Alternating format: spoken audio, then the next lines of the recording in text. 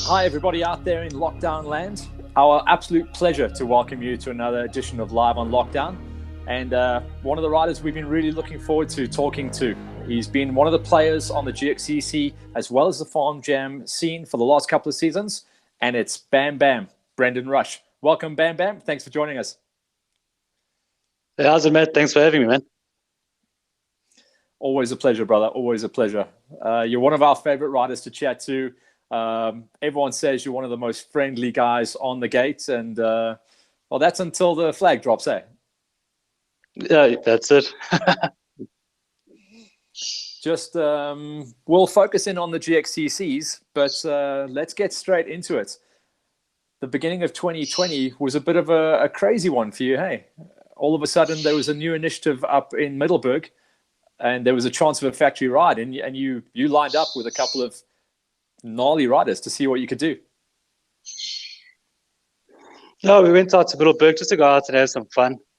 Nothing too serious, but we were very thankful to be invited to the event. And so, yeah, we just went out and tried our best.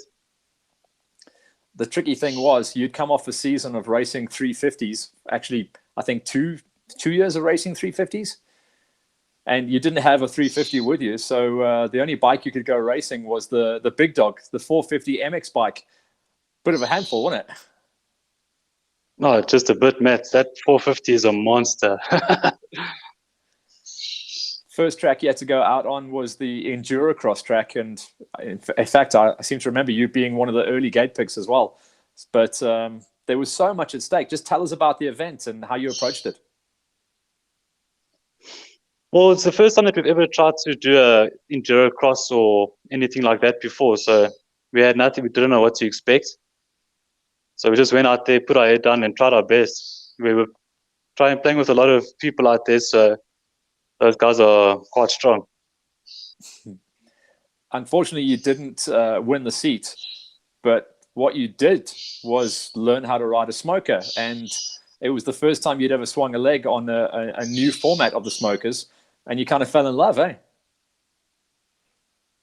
Yeah, riding the smoker, dude, I fell in love immediately. It's an unbelievable bike. The handling of it is just unreal. Compared to the 450, it's completely different.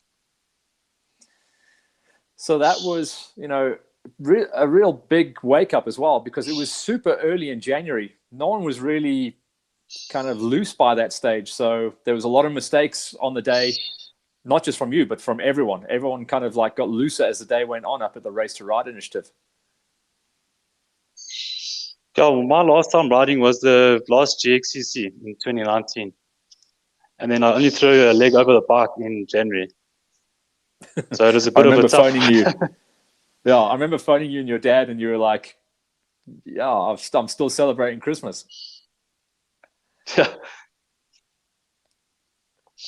Then talk to me about what happened after Race to Ride. Obviously, you were always going to take the gate on the GXCCs, and we were expecting to see you line up on the OR2s, which is where you've been for the last couple of seasons.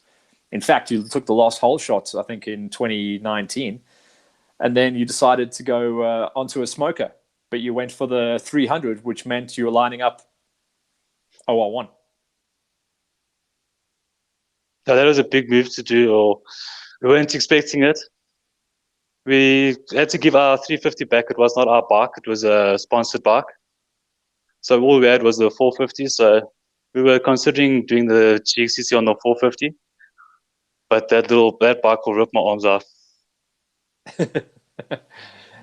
But the nature of the first round, you actually ran good. I mean, I don't know what your hopes were, but obviously you made the cut on the TV show, which means you cracked the top 10. I want to say it was a 7th or an 8th, but that track was nice for a 300. Quite technical, not all about top end power. Yeah, the first round was probably it was a learning curve for myself. Our expectations were probably a top 10 for the year overall. We're not too worried about taking podiums and this and that, but we want to go out and have fun and try to grow the sport. And tell me how that event felt for you as well. Obviously, it was the first time the new Black Iron guys had run the GXCCs, and I think they they nailed it. It was a nice mixture. Tight farm, technical, but good flow. Yeah, the Black Iron team, no, they put on a great event. They definitely worked hard for that. It was an awesome route. It was very tight. It wasn't as fast as the second route, but it was very nice. I really enjoyed this first.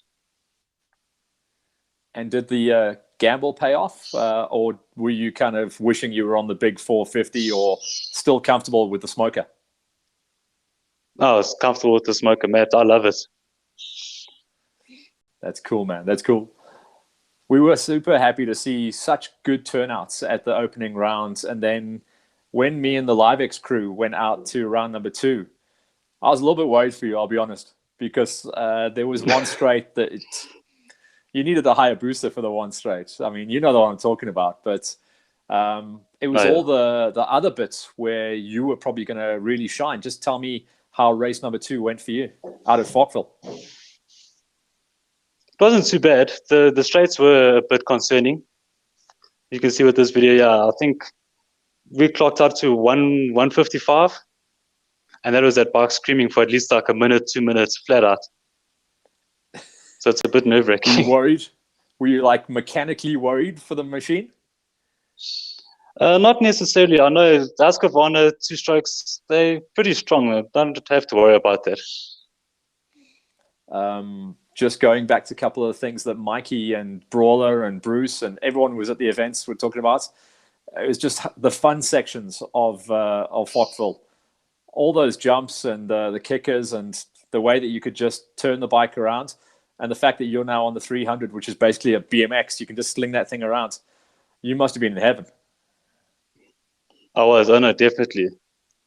I come from a kind of a MX background, so I loved the jumps. But going fast is probably the ultimate favorite.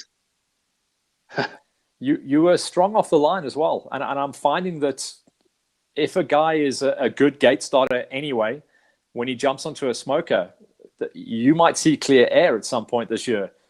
If you could hole shot, I think you could probably top 5 at least, if not higher.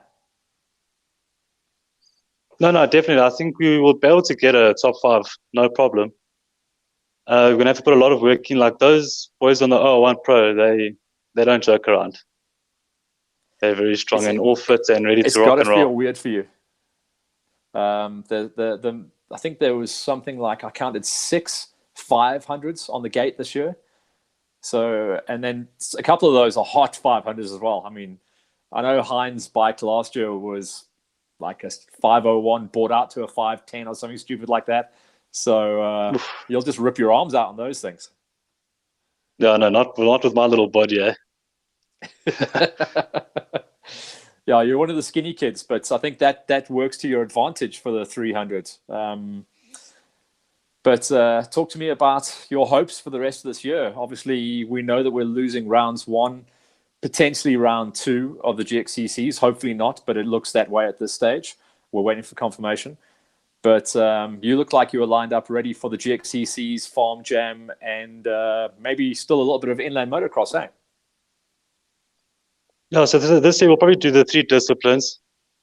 We'll do GXCC, Farm Jam, and Inland Series.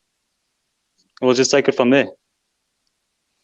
As a rider that's come off the 350s and was pretty much dialed in, custom made for the 350s, do you think you're going to stick with your 300 as a almost like everything bike? And is the idea of the 300 to be able to race cross country and maybe a little bit of enduro tech stuff as well? Matt, I personally think that the 350 is probably the sharpest tool in the shed. The 300, don't get me wrong, it's an amazing bike. A bit underpowered, but yeah, nothing too serious. Okay. And then for the lockdown, obviously we're live in lockdown. What are you able to do? Have you got a backyard track that no one knows about? You haven't got a farm like Mikey Pentecost where you can just go turn laps all day, the bugger. We're all stuck trying to bench press our beds here, you know? Yeah, okay, we don't have a farm like Mikey, but we've got some space out here. Got a couple of touring tracks. Not really much, but we're trying to get a couple of tires, do a technical section here, but we'll see how that works out. Okay, cool. And what did you think of what all the other guys on Live on Lockdown have been having to say about the series and how the tour has been going so far? Well, from what I've seen, everyone's loving it. So I think what Black Iron is doing is a great idea. Also trying to get spectators in, and it's awesome. We need to try to grow the sport. Okay, Bam Bam, that's cool. We'll leave it there, but we'll chat again with you soon, and hopefully we all pop out and get to swing our legs on the bikes. But thanks for your time, dude. Is there anyone you want to give a shout out to while you're up online? Yeah, please. Just a big thanks to Hollywood Heels and the Live X team. You guys are doing a phenomenal job. It's amazing. Black Iron for all this, for the hosting of the events, and my personal sponsors, MI Gas Supplies, Clever Clean, and 211 Training Solutions. Big thanks to all of you guys. Thanks for the praise there, brother. Much appreciated. Much appreciated. Okay, Bam Bam, we'll sign off and we'll chat to you soon. Stay strong, stay tough, and we'll catch up with you around the bend. Sweet. Thanks, Matt. So that was our good buddy Bam Bam, Brendon Rusch, as he's known, but Bam Bam to his buddies.